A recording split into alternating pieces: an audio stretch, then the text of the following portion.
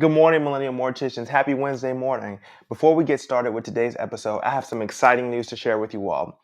This podcast is now offered on Apple Podcasts. So, for all my Apple people out there, I hope you guys are excited. All episodes have been uploaded, and you can now hear this amazing podcast on Apple. I might surprise you and post episodes a day before if you have access to it. So, be in tune for that, guys, and I hope to see some good feedback from that. The title for today's episode is called Do It with Soul. Do It with Soul. I was driving around in my car a few days ago and I was just riding, listening to different genres of music, different eras of music. And, they were all good and different in their own way, but something stuck out to me about one song by Whitney Houston that came on. And the way it sounded, it made me feel, the way I reflected on it, it had a whole different meaning, a whole different impact to me. And it hit in a different way, in a different light, where some songs today really don't serve the same justice or have the same, some might argue, talent that those artists had before, especially when you talk about the legend that Whitney Houston was. And one thing that stuck out with me and that I think sticks out with a lot of you is she sung with soul. And when you sing with soul, when you sing with something, you have something inside of you that hits on such a depth and on such a deep level. The words, there's nothing you can do. What you have, the words you say, what you put into the world, into this industry, what you say, it's redefining. It leaves a permanent message on people's, not just on their minds, but on their hearts. And she used her voice to give, and her soul to give people encouragement and have fun with her music. But I want you guys as morticians, as funeral directors, to start living and being people who serve people with a soul. We talk a lot about soul purpose, or we align soul with usually a job that we do or something that in life, or maybe we're just trying to figure out. It's like, okay, yeah, I'm doing that with soul, but people who really do things with soul and meaning and intent, it leaves resounding. It has a lasting effect on the people around you, on your community, and in Whitney Houston's case, on the world. And what I found is a lot of people in our industry, they're doing this with minimal soul. And we do that, I feel like, because at times we get scared of the reaction we could get from being real, or what our boss might say, from us having real and relatable conversations with grieving people, and beyond that, connecting with them on a soul level, on a deeper purpose.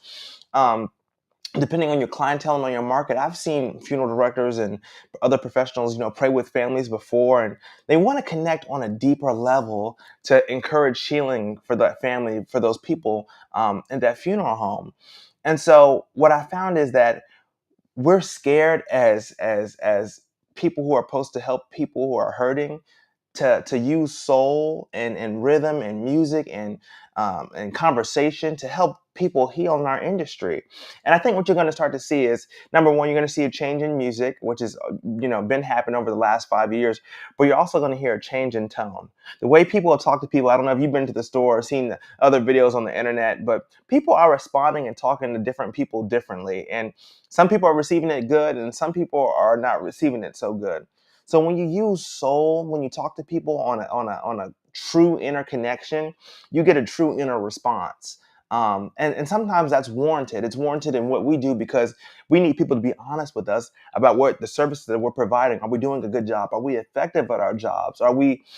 Is there something we said that has made you think like, maybe I should start planning for dad's funeral or mom's funeral now that I'm dealing with this present loss?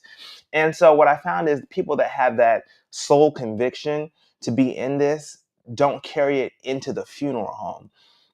And a lot of people know, like I always tell you guys, this business is a business of calling. So you have to have your calling first. You have to know that, hey, this is what I was brought here to do. This is what I was designed to do. I was designed to be a part of this incredible industry that rings, throughout the world and bring change to something that's bigger than me. And then you have the people who once they're in it, they have soul in it. They have their passion in it. They've dedicated their personal lives. They've took time out of their personal life. I've missed birthday parties. I've missed events. I've missed movies. I've missed so many different family reunions and trips, because I'm dedicating my life to greater service.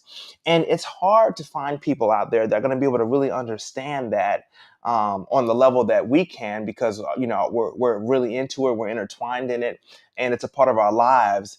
And so when you have that soul connection with your families, it'll surprise you what the soul can do. Not only will you start helping that family heal, but maybe if you're having not such a good day yourself, maybe you'll begin to heal yourself as well, just because you have such a brightness about you, such a gift, such a exciting exciting energy about you, that people will feel like, wow, I felt connected on a deeper level to that person.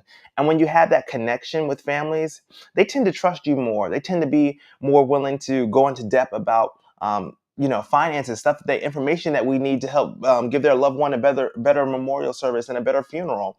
And so you want to be that person that has the soul in the game.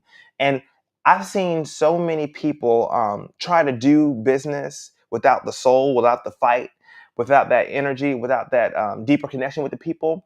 And what happens is people begin to believe, or people begin to think that you're doing this or you're in the business for the wrong reasons, and that your heart's not really into it. And so that's why in our industry, what you'll see is, and what you're starting to see is, when you see and you talk to those people who are on that third generation funeral home, that fourth generation, that fifth generation, the reason why they're so excited, and we're excited for them, is because it takes a lot of soul to be able to continue, five generations worth of, phenomenal funeral home management. And then you have some funeral homes that over time, sadly enough, greed will get to you, and you lose that soul, that fight. And so as my upcoming audience, as my millennial morticians, I want you guys to understand that you have to have soul in this. And there's going to be parts and times in your life where you're like, hey, Jaden, I'm just having a bad day. I don't feel like I can really give it my best today. And that's okay.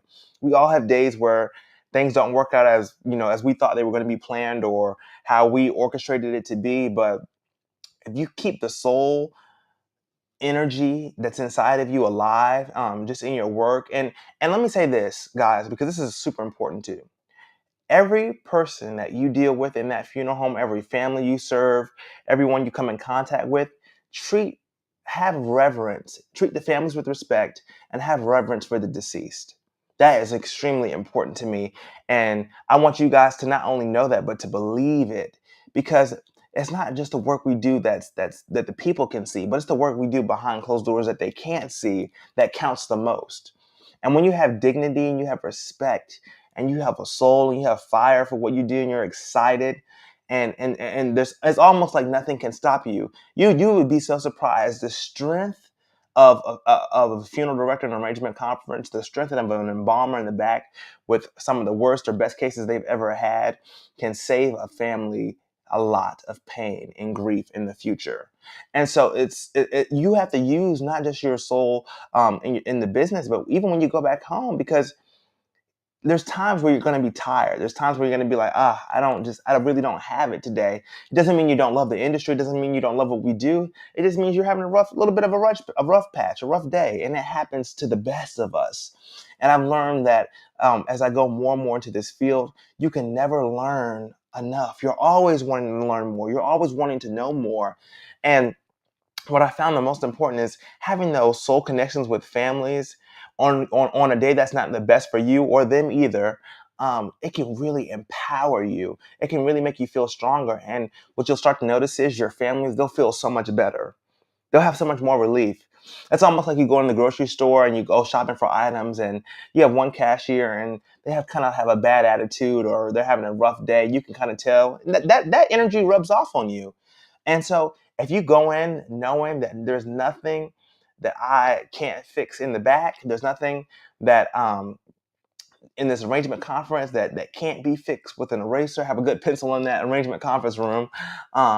And I'm just going to be the best person I can be and show them that I love this, and that my heart is in this, and that my soul's in this. I'm deeply enrooted in the funeral industry. People will have to keep coming back to you, because there's just, as they say, there's just something about you that's so special, so magical, that people just can't get enough of. And so be that energy, guys. Be that soul that people need, that the world needs.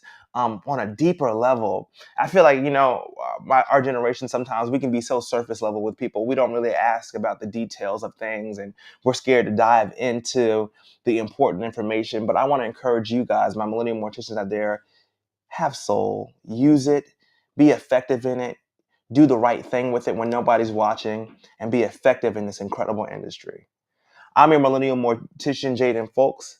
This is the podcast that engraves. You guys have a blessed week. I hope I encouraged you. I hope I strengthened you up and got your soul strong and more energized to get through this week. And I hope you guys have the rest of an incredible summer.